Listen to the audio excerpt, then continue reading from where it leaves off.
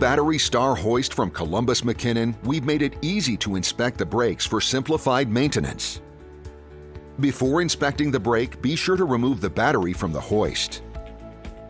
The BatteryStar features 2 brake inspection windows that allow you to visually inspect the brakes and remove any buildup of excess brake dust.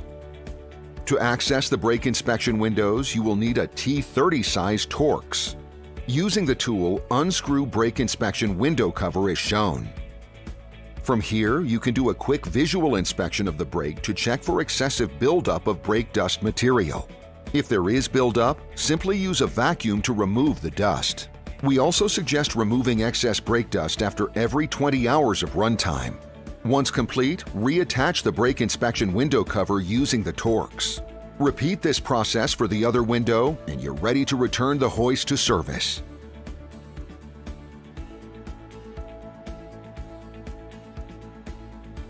The BatteryStar has a feature that will indicate when brake adjustment is needed. When you stop lifting a load, if the load drops more than 2 inches, brake readjustment is required. Refer to the manual for full instructions.